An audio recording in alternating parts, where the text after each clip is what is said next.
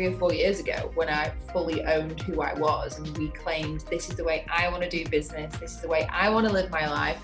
And it's so freeing, because I think most people are looking for this financial freedom to be able to get out of their job and live this life, but there's the freedom to be you and to express, and just freedom is in so many forms. So I'm so great that you brought that up, because that is such an important part of evolution. Yeah, I think a lot of us, and I know from speaking to my friends, we wait for the penny drop moment of like waiting for an external circumstance to change how we feel internally or shape who we are internally. But we have based it's the opposite. Like, I shape who I am internally, and obviously that mirrors out and reflects externally. So how do you do that without the external comparison? It's a constant process. I don't think it's a place you just get to, because like we always say, the journey is the destination. And having that conscious awareness of yourself, to know that like these triggers and patterns and things come up all the time, and that's fine, but as long as I can acknowledge that and have the awareness of how I'm feeling in them moments when I might not be feeling, I might be in human mode, that's okay, because I've brought the consciousness back to myself to know that, you know what, today, like we always say, I was driving along, that person pissed me off and I might have flipped them, but then I'm like, you know what, bring it back. Bring it back. You know, like and it comes up in so many different ways, because like we always say, like your patterns and your triggers are your teachers. Like your life is constantly bringing up these things for you to work on and improve on. And I always call it the game of life. Yeah, it completely is. And I definitely agree with you as well, because once, for me, when I free myself, and if I'm having any major emotional reactions, because a long time ago I wouldn't acknowledge my feelings, and you know what we suppress is really not good for us to hold that energy in our body. So that trapped emotion is really not good, because it's going to create, you know, internal things for us. So it's good to, for me, I just know, like when I'm having an emotional reaction or anything, I just hold myself.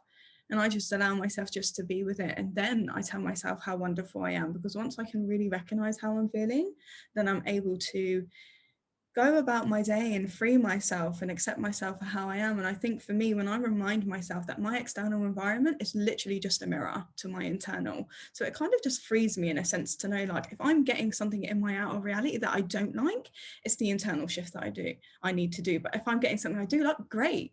You know, it's mirroring back to me how wonderful I'm actually being with myself and how I am in alignment with my true self, because it's always us. You know, there's no one to change but self.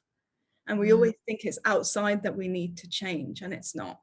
And once you can really realize that, I think you do free yourself and you give yourself permission to create the life you want, whether you're having a bad day or you're having a better day. Wow, yeah, I love all this.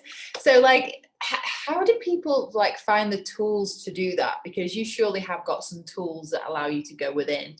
Like, what have you found the best to bring you back? For myself, it's been a lot of being able to look at myself, at my shadow self, to do the inner work, to kind of realize why I kept repeating the same patterns. And mine was in, you know, you always have an area of your life where you're repeating the same sort of patterns. Mine was relationships. So it was kind of a thing for me when I kept being like, okay, I keep attracting this and I keep getting this in my life. So I obviously need to be able to go within and look at that past conditioning, because I had abandonment wounds and things like that. So I had to be able to look at that and actually, you know, face it and be like, okay, even though this experience happened to me, it does not shape who I am. But you have to be able to do that reprogram and look at your beliefs, look at what you believe about the different areas of your life, and really hold the space for yourself so you can do that. I love doing inner child work. It's like a really important thing for me, and it's something we cover in the new membership we're launching.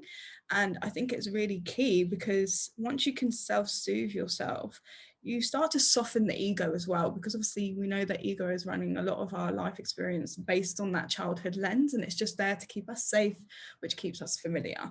You know what I mean? So it's kind of one of those things. So it's, over the years we've learned a lot of tools, and we started to realize a lot of this work is subconscious programming. It is being able to acknowledge the parts of ourselves that we feel shameful around, that we don't want to accept about ourselves, and we don't want to give ourselves permission to have the things that we want, because we believe we're not good enough when it's not true, you know. And we want to teach women that you can be, do, or have anything that you want. You just have to get out your own way and just soften that ego, allow yourself to do that inner child work, and really just do that subconscious programming. It doesn't happen overnight, and I'm still learning myself, but we've just got a lot of tools that we want to help people to be able to do that work and live their best life. Yeah. I wish I was around when I was 18, 19. That's for sure. But just touching on that as well, you know, it is a process of evolution, isn't it? And I personally find myself, I still fall off, but it's not as often. And when I do, I know how to get back.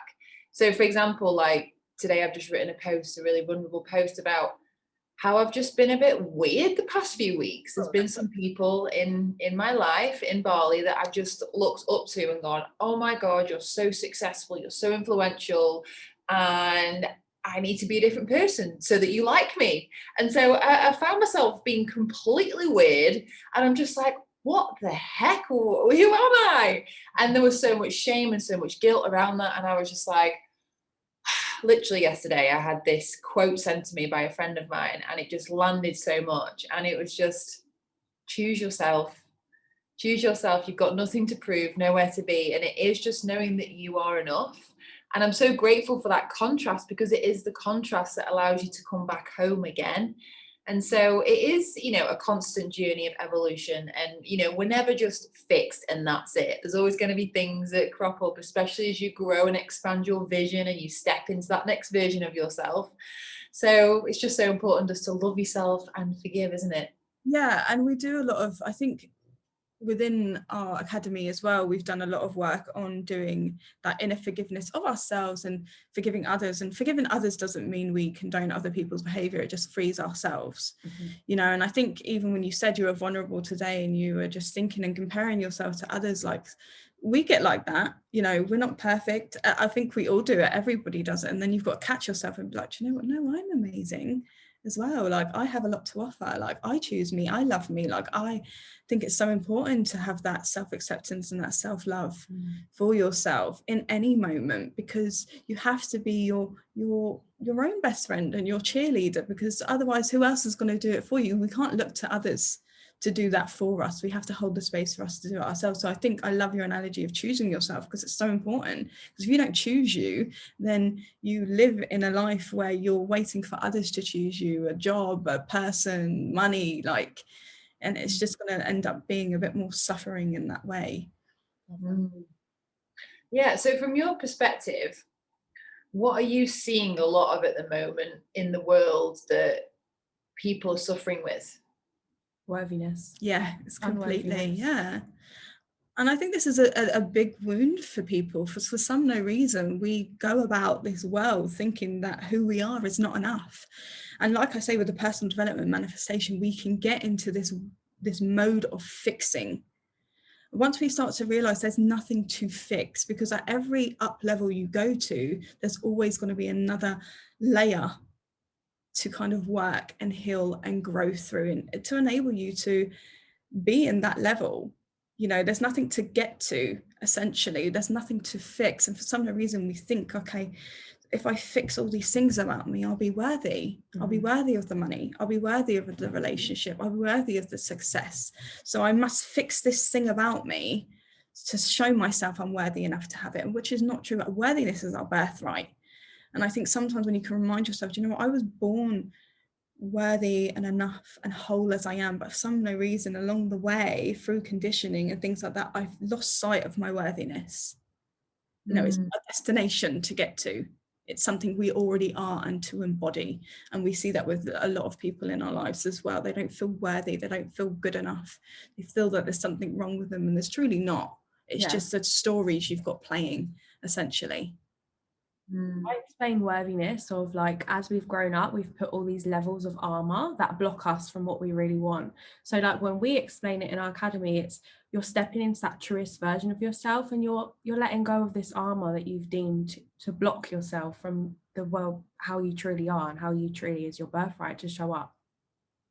So the armor's there to protect you because you feel that maybe being yourself isn't safe. Yeah. Yes, exactly. Oh my gosh. And that's one thing as well. We don't feel safe to be who we truly are because we think, oh, other people are going to judge us. But that's what people love about us when you're truly being yourself. Yeah, and I think especially when you do this work, you know, it was only, I think, 75 years ago when the last witch was burnt. And so, like, I kind of see myself personally as a modern day witch, just without the broomstick. I love that.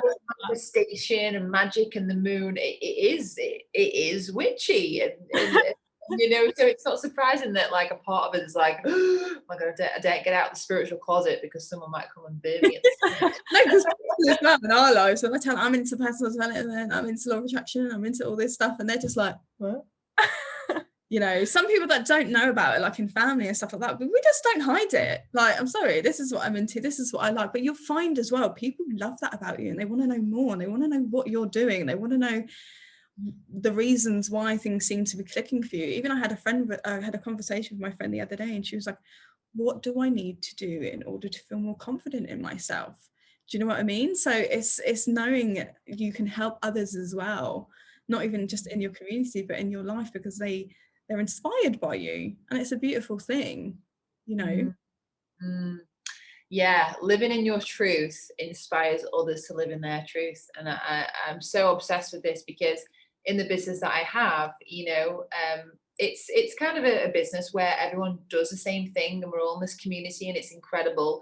But then to be yourself within that, and my experience has been quite scary. Like, will I still be accepted? Like, all kind of eyes are on you when you are individual and you are unique. But what's happening is, you know, because I'm so in my truth, I'm attracting effortlessly because I'm fully aligned. And when you are being yourself, that's when the alignment comes and everything just flows effortlessly.